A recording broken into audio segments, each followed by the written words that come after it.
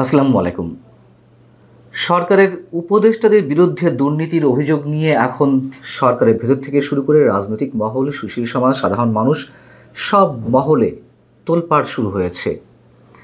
আসলেই উপদেষ্টারা দুর্নীতি করছেন কিনা আমি সে বিষয়ে বলবো একটা উদাহরণ দিয়ে।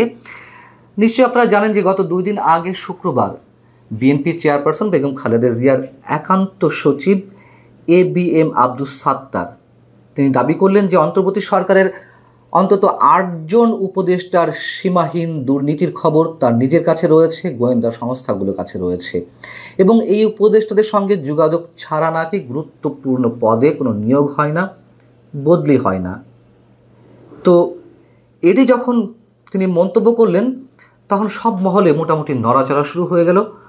অবশ্যই সরকারের মধ্যে তো বটেই, মজার বিষয় হচ্ছে যে এই ঘটনার মধ্য দিয়ে আবার বিএনপি যে প্রচণ্ডভাবে সরকারের জায়গা থেকে এক ধরনের ভয়ে আছে সেটিও প্রকাশ পেয়েছে। কেন ভয়ে আছে, কী কারণে ভয়ে আছে সে বিষয়ে একটু বলবো, এবং তাদের এই ভীতি নিশ্চয়ই আমরা দেখেছি মাঝে মধ্যেই প্রকাশ পাচ্ছে।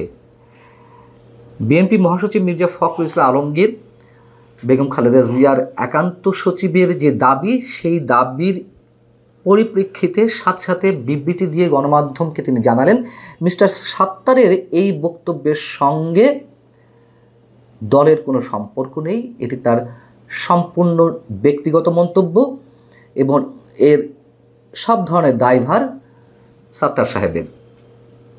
সরকারের মন্ত্রী পরিষদ সচিব তিনি বিজ্ঞপ্তি দিয়ে জানালেন, বিবৃতি দিয়ে জানালেন যে অভিযোগকারীর কাছে যদি কোনো ধরনের অভিযোগ থেকে থাকে, প্রমাণ থেকে থাকে, তা যেন যথাযথ কর্তৃপক্ষের কাছে জমা দেওয়া হয়, এবং যথারীতি সরকারি উপদেষ্টাদের দুর্নীতির বিষয়টি অস্বীকার করা হলো।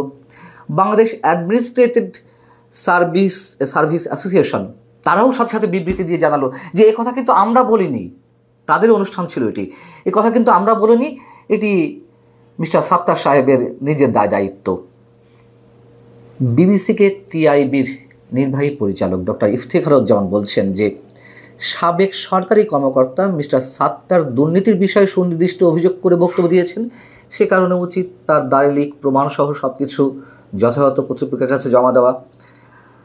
এখন বিষয় হচ্ছে যে ABM সাত্তার এখনো পর্যন্ত কিন্তু তার এই বক্তব্য প্রত্যাহার করেননি। যারা সাবেক সরকারি আমলা বা বর্তমান পর্যায়েও যারা কাজ করছেন তাদের কারোর মন্তব্য হচ্ছে যে তিনি এমন কাঁচা লোক নন, সাত্তার সাহেবের কথা বলছেন, যে হুট করে করে মন্তব্য করে বসবেন, নিশ্চয়ই তার কাছে কোনো তথ্য প্রমাণাদি আছে। যে কথাটি বলছিলাম যে উপদেষ্টারা আসলে দুর্নীতি করছেন কিনা এটি ডেফিনেট করে বলা যাবে না, তবে নানান ধরনের পুরো খবর তো আসে আমাদের কানে, সেটা যদি আমরা একটু মেলানোর চেষ্টা করি।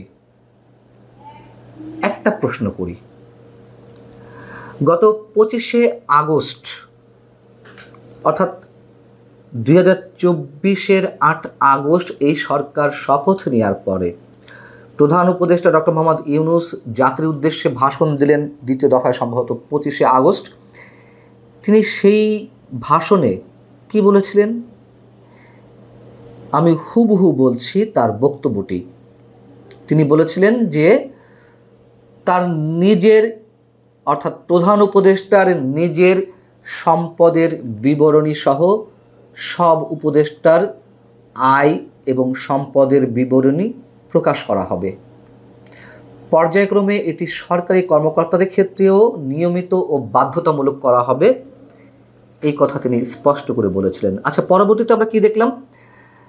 পরবর্তীতে দেখলাম যে একটা খসড়া নীতিমালা প্রকাশ করা হলো অন্তর্বর্তী সরকারের উপদেষ্টা এবং সমমর্যাদা সম্পন্ন ব্যক্তিদের আয় ও সম্পদ বিবরণী প্রকাশের ক্ষেত্রে, এবং সেই নীতিমালাটি 19শে সেপ্টেম্বর উপদেষ্টা পরিষদের বৈঠকে অনুমোদনও হয়। তারপর কি হলো?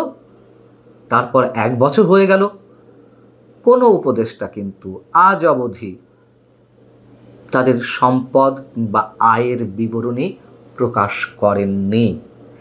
একমাত্র নাহিদ ইসলাম এনসিপির যিনি বর্তমান আহ্বায়ক তিনি যখন ডাক ও টেলিযোগাযোগ বা অন্য আরেকটি মন্ত্রণালয়ের উপদেষ্টা দায়িত্বে ছিলেন, তিনি একেবারে শেষ পর্যায়ে তার সম্পদ এবং আয়ের বিবরণী প্রকাশ করেছিলেন। সেটি নিয়েও যদিও প্রশ্ন আছে। যাই হোক, প্রশ্ন হচ্ছে কেন উপদেষ্টারা তাদের সম্পদের বিবরণী, তাদের আয়ের বিবরণী এই 1 বছরেও প্রকাশ করার সাহস পেলেন না? কোথায় তাদের দুর্বলতা? এবং এখান থেকে যদি আমরা প্রশ্ন করি যে বা দাবি করি উপদেষ্টারা দুর্নীতি করছেন এবং সেই দুর্নীতির পরিমাণ সীমাহীন, তাহলে কি অযৌক্তিক কিছু বলা হবে? বলছিলাম যে নানান ধরনের গুঞ্জন, নানান ধরনের খবর, তথ্য আমাদের কানে তো আসেই। বেশ কয়েকজন উপদেষ্টার এপিএস এর দুর্নীতির বিষয়ে যে অভিযোগগুলো এলো সেটি নিয়ে কি করা হয়েছে? একেবারে তো ধামাচাপা পড়ে গেছে। এক আসিফ মাহমুদ সজীব ভুঁইয়ার এপিএস 300 কোটি টাকা তিনি যে কদিন ছিলেন সেই কদিনে আয় করেছেন অবৈধ উপায়, নিশ্চয়ই সেটি ধামাচাপা পড়ে গেল। দুদক কেন কোনো ধরনের কোনো তদন্ত করলো না? এই প্রশ্নগুলোর উত্তর কি? এবং সবচেয়ে বড় কথা হচ্ছে, আমি যেই প্রশ্নটি তুললাম যে তারা তাদের আয়ের বা সম্পদের বিবরণী প্রকাশ করেনি, এই প্রশ্নটি তুললে তো আর কিছু লাগে না। লাগে কিছু? লাগে না। এবং দুর্নীতি যে কমে নেই সেটি তো মির্জা ফখরুল ইসলাম আলমগীর সাহেবও বলেছেন যে আগে যদি কোনো কাজের ক্ষেত্রে সরকারি কর্মকর্তাদেরকে 1 লাখ টাকা দিতে হতো, এখন সেখানে 3 লাখ টাকা দিতে হচ্ছে। সেই মির্জা ফখরুল ইসলাম আলমগীর এখন তার দলেরই লোক, তার দলের চেয়ারপারসনের একান্ত সচিব, জানাতন কথা নয়, খুবই স্পর্শকাতর, খুবই গুরুত্বপূর্ণ একটি পদ। সেই পদে থাকা কোনো ব্যক্তি যখন এমন দাবি করছেন, তখন তারা সবাই মুখে কুলুপ পেটে বসে থাকেননি, বরং বিরোধিতা করেছেন যে এর দায়িত্ব আমাদের না, দলের না। ভয়টি কোথায় বিএনপির? ভয়টি কোথায় মির্জা ফখরুল ইসলাম আলমগীরদের? ভয়টি সেখানেই যখন 13ই জুন লন্ডন বৈঠকের মাধ্যমে আমাদেরকে জানানো হলো বা বিএনপি জানলো যে ফেব্রুয়ারিতে 2026 ফেব্রুয়ারিতে নির্বাচন ব্যবস্থা করা হবে কিছু কিছু শর্ত সাপেক্ষে। কেন ফেব্রুয়ারিতে নির্বাচন দেওয়া হচ্ছে না? প্রথম দিকে যখন এই ঘোষণা দেওয়া হলো তখন তারা আনন্দে ডুগডুগি বাজাচ্ছিল। সরকারের সব ধরনের কাজের ক্ষেত্রে ব্ল্যাঙ্ক চেক তারা দিচ্ছিল, সরকার খুব ভালো কাজ করছে, সততার সঙ্গে কাজ করছে। যখন দেরি হলো তফসিল ঘোষণা তো নয়, ঘোষণা প্রধান উপদেষ্টার মুখ থেকে, সেটি যখন আসতে দেরি করলো, তখন আবার বিএনপি যুদ্ধংদেহী মনোভাব নিয়ে তাদের বক্তব্য দেওয়া শুরু করলো। সরকার এই করছে, সে করছে, সরকারের প্রতি সন্দেহ বাড়ছে, অবিশ্বাস বাড়ছে, অমুক কাজ খারাপ না, অমুক কাজ খারাপ, তমুক কাজ খারাপ, ইত্যাদি ইত্যাদি অনেক বক্তব্য। যখন প্রধান উপদেষ্টা আবার ফেব্রুয়ারিতে নির্বাচনের বিষয়ে একটা সময়সীমা ঘোষণা করলেন জাতির উদ্দেশ্যে দেওয়া ভাষণে, তখন থেকে আবার ব্ল্যাঙ্ক চেক দেওয়া শুরু হলো। এই কি বিএনপির দুর্বলতা? যে সরকারকে নাড়ালেই, সরকারের বিরুদ্ধে কিছু বললেই সরকার বোধহয় নির্বাচন দেবে না। যেই সরকারের প্রতি এত বেশি সন্দেহ, অবিশ্বাস, সেই সরকারের প্রতি নির্বাচন দেবে এমন আস্থা রাখে কীভাবে বিএনপি? আর বিএনপিও বা তার রাজনৈতিক দূরদর্শিতার পরিচয় কতটুকু দিচ্ছে? নিজেদের উপর আস্থা নেই, বিশ্বাস নেই যে নির্বাচন একটা গণতান্ত্রিক অধিকার, গণমানুষের যেই আকাঙ্ক্ষা, দাবি, সেটি বাস্তবায়নের জন্য বিএনপি একাই যথেষ্ট এই মুহূর্তে। তাদের প্রতি তার এই বিষয়ে আস্থা নেই। সরকারকে চটানো যাবে না। যদি অন্য কিছু হয়, তাহলে কি ভিতরে অন্য কোনো এজেন্ডা আছে, অন্য কোনো হিডেন এগ্রিমেন্ট আছে? আমরা জানি না। বিএনপির এই যে কথাবার্তা, নানান সময় নানান ধরনের রূপ, এগুলো আমাদের কাছে অনেক ধরনের সন্দেহের সৃষ্টি করে। এটিই বাস্তবতা। এবং সরকারের বিভিন্ন পর্যায়ে যে সীমাহীন দুর্নীতি চলছে, কোনো কোনো ক্ষেত্রে আওয়ামী লীগ সরকারের চেয়ে অনেক বেশি দুর্নীতি হচ্ছে, সে কথা তো ট্রান্সপারেন্সি ইন্টারন্যাশনাল বাংলাদেশ, টিআইবি তার প্রতিবেদনে উল্লেখ করেছেন। ডক্টর ইফতেখারুজ্জামান নিজে উল্লেখ করেছেন দুর্নীতি তো হচ্ছে, অস্বীকার করার তো কোনো ওয়ে নাই। আবার এবিএম সাত্তার সাহেব, যিনি অভিযোগটি করেছেন যে 8 উপদেষ্টার সীমাহীন দুর্নীতি রয়েছে, দুর্নীতি করছেন তারা, এই ভদ্রলোক তিনিও যে বিতর্কের ঊর্ধ্বে তা নন।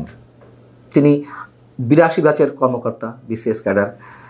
আওয়ামী লীগ সরকারের সময় তিনি যুগ্ম সচিব যখন ছিলেন তখন তাকে অনেকের সাথে তাকে অবসরে পাঠানো হয়েছিল। 5 আগস্টের পট পরিবর্তনের পর তাকে ভূতপূর্ব সচিব পদে পদোন্নতি দেওয়া হয় এবং পদোন্নতি পেয়েই তিনি কী করলেন, অফিসার্স ক্লাবের পূর্ণ নিয়ন্ত্রণ নিয়ে নিলেন ক্যাডার বাহিনীর মতন, আর সবাইকে ঝেঁটিয়ে বিদায় করে দিলেন। এই জন্য বলছিলাম যে তিনিও যে খুব বিতর্কের ঊর্ধ্বে তা নন, তবে তিনি তার পদে থেকে যে বক্তব্যটি দিয়েছেন অবশ্যই খুব গুরুত্বপূর্ণ একটি মন্তব্য করেছেন, গুরুত্বপূর্ণ অভিযোগ। তার উচিত হবে বিষয়টিকে চ্যালেঞ্জে জানিয়ে খোলাসা করা। এখন হয়তো বিএনপির চাপে তিনিও কিছু করতে পারছেন না, তিনি তার বক্তব্য যেহেতু প্রত্যাহার করেননি, আবার কিছু বলতেও পারছেন না। খেলা চলছে, খেলা আমাদের সামনে অনেক কিছুই প্রকাশ পাবে, নিশ্চিতভাবে প্রকাশ পাবে। সে পর্যন্ত অবশ্যই আমাদেরকে সুস্থ শরীরে ভালোভাবে অন্তত বেঁচে থাকা দরকার। ভালো থাকুন সবাই, আল্লাহ হাফেজ।